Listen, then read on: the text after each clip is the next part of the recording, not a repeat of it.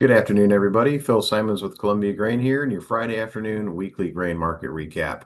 Well, we did have a few things actually hit the markets this week, and we actually wound everything up today on a positive note. So let's go ahead and jump right into it. I'm going to share my screen with you again, and we're going to navigate over to our favorite website, columbiagrain.com. And in the upper right-hand corner, we're going to go to the Producer Solutions tab. And again, this is where we house all of our pertinent data that could be potentially driving the markets.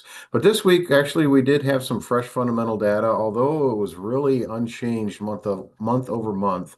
We did have a fresh look in terms of what the USDA is providing us with in terms of what their supply and demand numbers are showing. But again, quite honestly, the numbers were really pretty muted.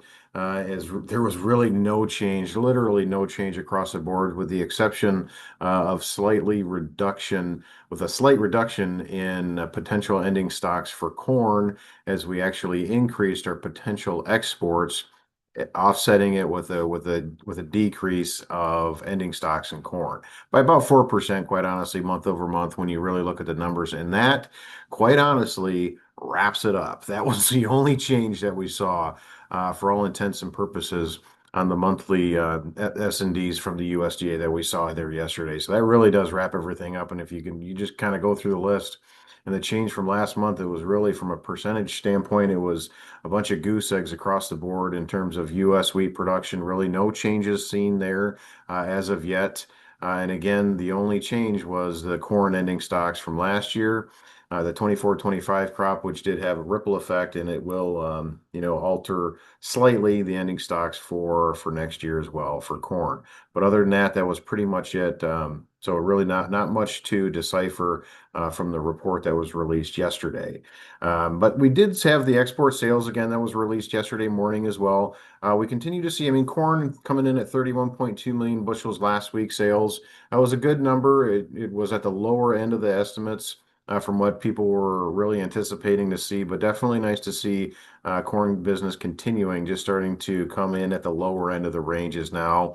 Soybeans definitely at the lower end of the range, just at 2.3 million bushels. So that was definitely at the lower end of the range there. But again, that is definitely, in conjunction with the seasonality trends that we tend to see at this time of year. When we look at wheats, all wheats came in at 14.3 million. Again, that was kind of in the middle of the road in terms of where the trade thought it was going to come in at. And then you can see the by class breakdown with Durham having 900,000 bushels sold last week. We had spring wheat coming in at 3.2, hard red winter wheat at 5.8. Soft red at 2.7, and then white wheat coming in at 1.7.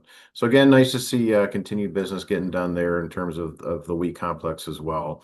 But the big thing here today, what we were seeing, we actually did see, a fairly wide range in terms of weekly trade for new crop contracts, really across the board, anywhere from 16 cents up to right around 35 cents in Chicago wheat in September there. But really, what all the attention here today was more of a, I guess you could say, like a flight to security as Iran and Iraq continued to launch some missiles at each other here over the last 24 hours, which definitely got the markets in a little bit of a tizzy here. Bringing the futures prices back a little bit as some uncertainty is definitely unfolding there.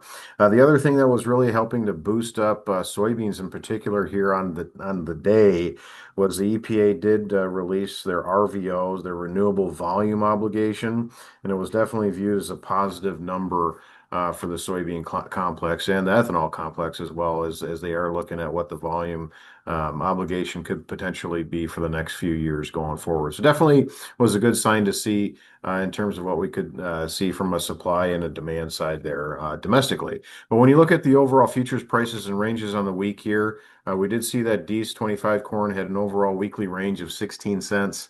Weekly change was actually down 5 cents on the week whenever all the dust settled here today. Soybeans, new crop beans had a 33-cent range. They were actually able to come back pretty nicely here today, and we finished the week out with a net gain of 17 cents there. When you turn the page and look at the wheat complex, we see that Kansas CEP had an overall weekly range of 32 cents. I actually wound the week up with a net loss of 7 cents, even though we did come back by about 18 cents in the day here today. So it was definitely nice to get a little closer to unchanged anyway. And when you look at Chicago September, we had a 35-cent weekly range there, and we actually closed the day out with a net loss of 11 cents. Again, closing out today with a positive by about 17 cents. So we did have a little bit of a whipsaw, activity between yesterday and then again today with what was going on with the futures markets. And then to wrap everything up here with Minneapolis or spring wheat having a 29-cent trading range there and actually having a gain of 1 penny on the week when everything settled here out. But again, what we're trying to highlight is just the knee-jerk reactions and really the uncertainty in the markets when it comes to everything that's going on, especially when you look and you build in the weather factors as well, because weather is definitely front and center as well, as we continue to monitor what's going on throughout the globe realistically, and the potential production issues that we may be facing down the road. But other than that, we do really strongly recommend to continue to get those good till cancel orders out there working just to take advantage, especially on days like this where we see these knee-jerk type reactions, because we never know what could be, kind of lurking in the weeds out there to potentially push the futures and cash prices higher. So be sure to get your orders out there and get them working, both on the high side and on the low side, because we really should be looking at it as well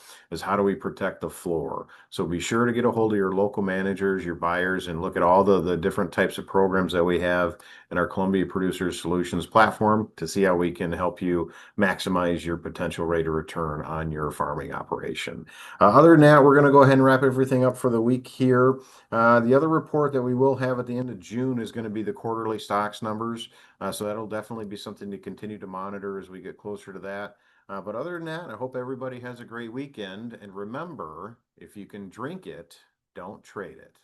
Have a great weekend, everybody. We'll talk with you next week.